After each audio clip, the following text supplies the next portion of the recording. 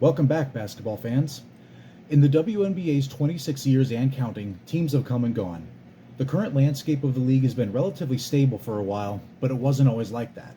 The league's early years saw teams only spend a couple of years in their homes before either moving or just dispersing entirely. Fortunately, it's been a while since such a thing has happened, but this offseason I'd like to shine a light on some of those teams. This is the first installment of what I hope to be a series looking at teams that are no longer with us. Welcome to a brief history of the Cleveland Rockers. The Cleveland Rockers were one of the charter teams of the WNBA, playing alongside 7 others in the league's first season in 1997. At the time, the greater Cleveland area was a hotbed for women's basketball talent, with high school and college play exceptionally popular in the area and across the entire Buckeye State as a whole, so Cleveland was a no-brainer for the WNBA. They were named after the Rock and Roll Hall of Fame, found in Cleveland. Although rock isn't exactly the genre of music one immediately thinks of when they think of basketball, it's still a clever way to capitalize on an important part of the city's heritage. The Rockers tried to build hype early by signing Lynette Woodard, a Kansas Jayhawks legend, Olympic gold medalist, and the first woman to ever play for the Harlem Globetrotters. In addition, they secured the rights to fellow Olympic gold medalist Janice Braxton and Isabel Fijalkowski, FIBA Hall of Famer and 3-time Eurobasket medalist. The Rockers' first ever game took place on June 21, 1997 against the Houston Comets. Eva Nemkova scored the first points in team history with a three-pointer a minute and a half into the first quarter. They would end up losing this game 76-56, but it was nothing to feel bad about. Houston ended up winning the championship that year. In fact, the Comets would end up winning 4 championships in a row, so this loss really could have happened to anyone, and it probably did happen to everyone. Though they had a talented team, they would win only 3 of their first 11 games. But after that, they won on an 8-game winning streak, though it wouldn't be enough to overcome their bad start, as the Rockers missed the inaugural WNBA playoffs. They finished at the bottom of the Eastern Conference, but the first iteration of the Cleveland Rockers was not without their highlights. Eva Nemkova would be among the league leaders in three-point percentage, a feat she would also accomplish the next season as well. Fijalkowski would be the league's second best in field goal percentage, and Braxton was one of the league's top 5 rebounders and blockers. Next year, however, would be a completely different story. After a halfway decent start to the regular season, they would dominate the second half, losing only 3 of their final 17 games. They were the top team in the conference, and attendance was significantly improved. Unfortunately, the late season momentum couldn't carry over into the playoffs, as they lost in the first round to the eventual Western Conference champion Phoenix Mercury.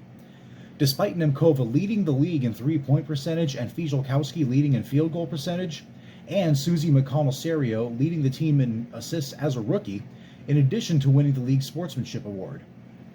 1999 was a disaster, and not because of the Y2K panic either.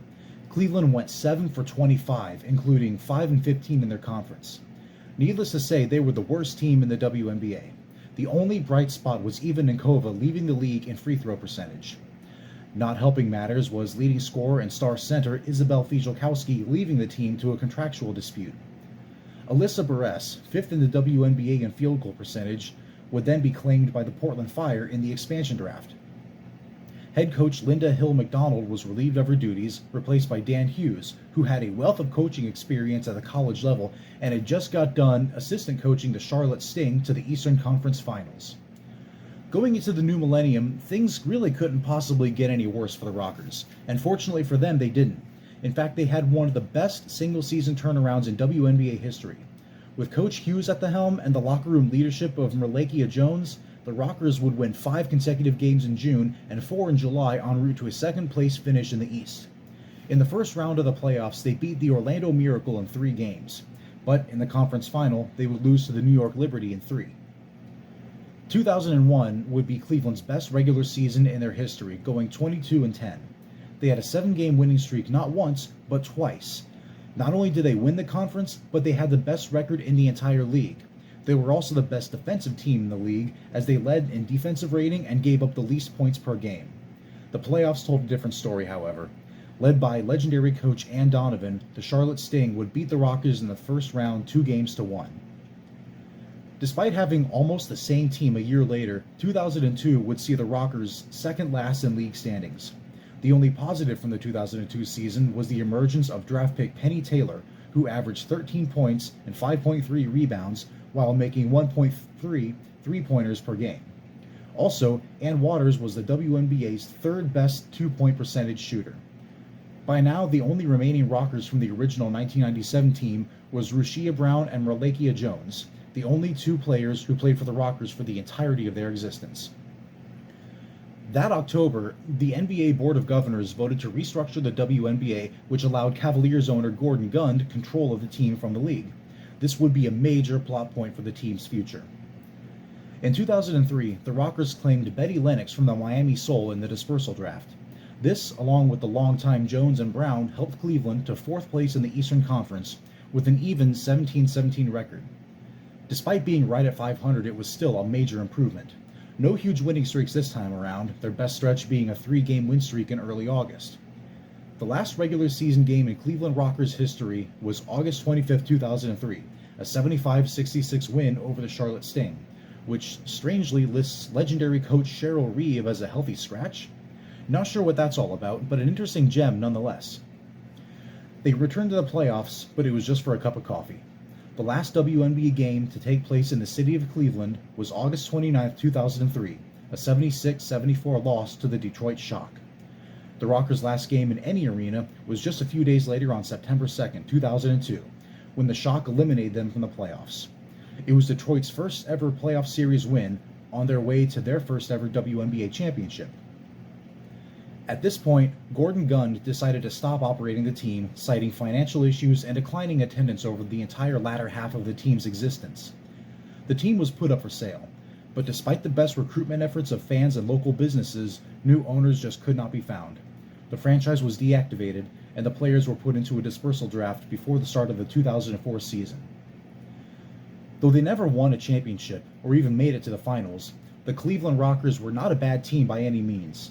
Despite two bumpy seasons, the overall record was 108-112, good for a .491 win percentage.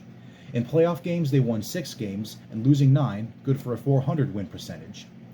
The last Rockers active in the WNBA were Ann Waters and Penny Taylor, both of whom retired after the 2016 playoffs.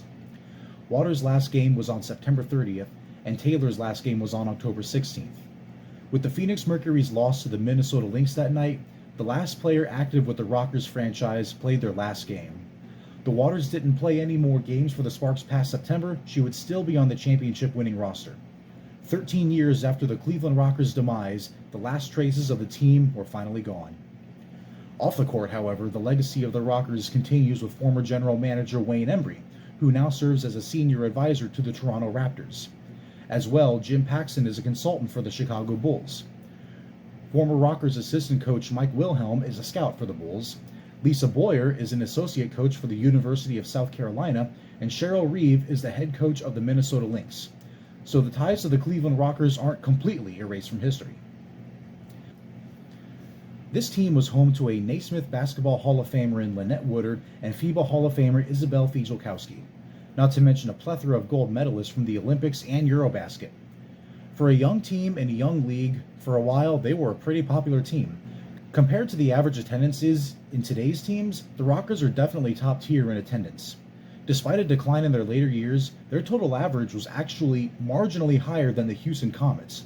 If that doesn't tell you how much Cleveland basketball fans appreciated this team, I don't know what will. And that was a brief history of the Cleveland Rockers. What do you think of this historic team? Were any of you watching this a fan of them, or do you have memories of your favorite team playing them? Tell me what you think in the comments, reminisce a little, and tell me if I missed something. I'm hoping to keep this going, maybe turn it into a series, and eventually do a brief history of all the other teams that are gone, but not forgotten. Thank you for taking the time out of your day to watch this. Go ahead and subscribe so you don't miss the next ones. Not to mention my primary Atlanta Dream content during the regular season. I had a lot of fun doing those. The next time I give another WNBA history lesson, I hope to see you then.